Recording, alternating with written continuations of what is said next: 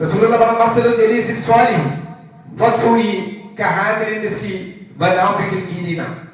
പ്രവാചകൻ സ്വല്ലല്ലാഹു അലൈഹി വസല്ലം വിശദീകരിച്ചെന്താ, ഒരു മനുഷ്യൻ നന്നാവുന്നതിൽ അവന്റെ കൂട്ടുകെട്ട് പ്രധാനപ്പെട്ട ഒരു ഘടകമാണെന്നാണ്. നിങ്ങൾ ഏത് ഇപ്പൊ തൂഫാൻ നടന്നുകൊണ്ടിരിക്കുന്ന സമയമാണല്ലോ. പിടിക്കപ്പെട്ടതും പിടിക്കപ്പെടാത്തതും എത്രയോ ഉണ്ട്. ലഹരി ബാധിക്കാൻ, ലഹരിയുടെ അടിമയാകാൻ ഒരു കുട്ടി അതിന്റെ വാഹകനാകുവാനുള്ള കാരണം എന്തായിരിക്കും?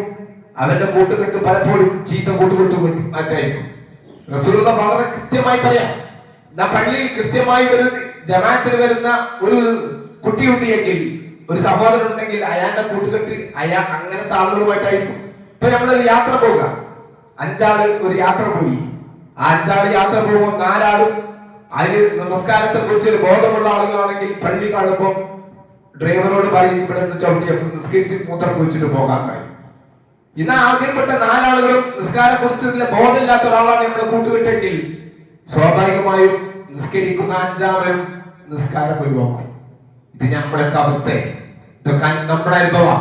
അപ്പൊ കൂട്ടുകെട്ടുണ്ടാകുമ്പോൾ റസൂലുള്ളാഹി പറഞ്ഞത് നല്ല കൂട്ടുകാരന്റെയും ചീത്ത കൂട്ടുകാരന്റെയും ഉദാഹരണം കഹാമിലിൻ മിസ്കീനാണ്, കസ്തൂരി വാഹനെ പോലെയാണ്. ഒരു അത്തർ വിൽപ്പനക്കാരന്റെ ഒരു കൂട്ടുകാരനാവുമ്പോ എന്താ, അയാൾ കൂടെ കൊടുത്താൽ സ്വാഭാവികമായും അയാളുടെ അത്തറിന്റെ ഒരു സുഗന്ധം നമ്മുടെ കുഞ്ഞുമലോ നമ്മുടെ കുപ്പായത്തിലൊക്കെ ഉണ്ടാവും. അങ്ങനെയല്ല. ചീത്ത കൂട്ടുകാരനാണെങ്കിലോ ഉലയിൽ ഊതുന്ന ഒരു കൊല്ലപ്പണിക്കാരനെ പോലെയായിരിക്കും. ഒരു കൊല്ലപ്പണിക്കാരൻ്റെ അടുത്ത് നമ്മൾ നിന്നാൽ എന്താവും, അയാളെ ഉലങ്ങനെ ഊതുന്ന സമയത്ത് അല്ലെങ്കിൽ തിരിക്കുന്ന സമയത്ത് അതിന്റെ തീപ്പൊലി നമ്മുടെ കുപ്പായത്തേക്ക് പോകും, നമ്മുടെ കാൽമക്കും കൈമക്കും പോകും.